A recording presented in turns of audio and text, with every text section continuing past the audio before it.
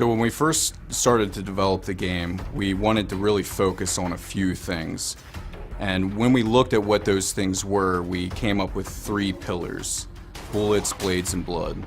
And blood being our most kind of important one, because you're constantly killing Zeds.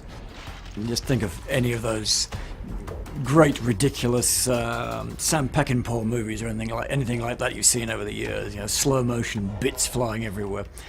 Yeah, I mean, we loved it in the first game. We just wanted more in the second game. We wanted to think of, you know, we've been looking at how do you spice up every system that's in the original.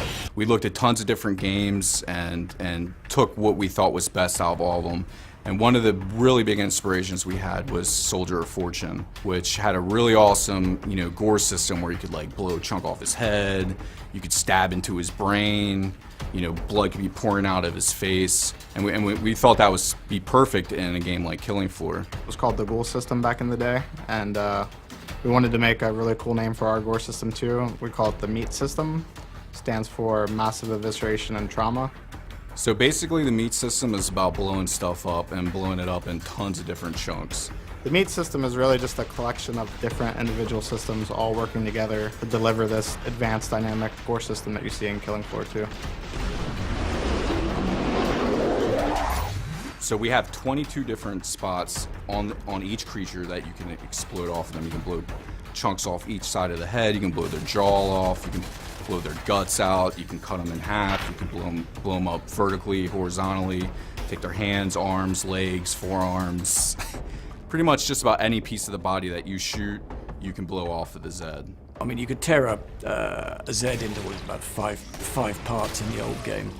This time around, we thought it was about 19, but apparently we had a recount recently, and the vote now comes out at 22 parts that you can dismember any Zed into. I think we're just losing count. It's lots. So you had 5 for the body in Killing Floor 1.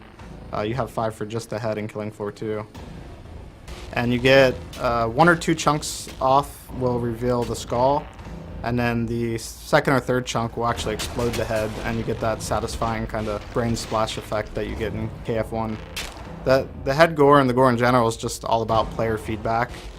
You shoot a Zed and, you know, massive Gore happens on the other end.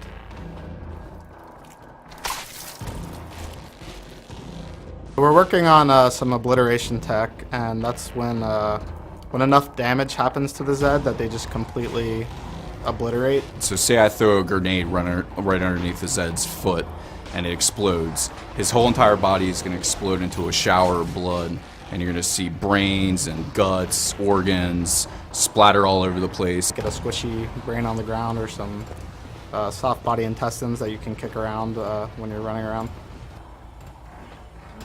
You know, it looks really gross, but it's really cool for a game like Killing Floor.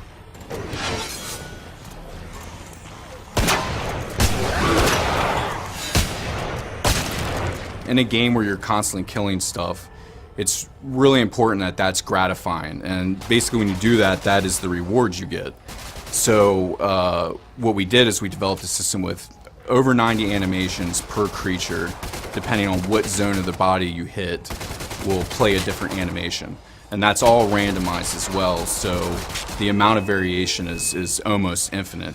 Another cool thing that you can do is if you shoot a guy and you keep repeatedly shooting him, it will blend into each additional animation. So say I shoot the guy in the chest, he'll react to that, and as he's falling I can then shoot him in the neck, then he'll freak out because of that.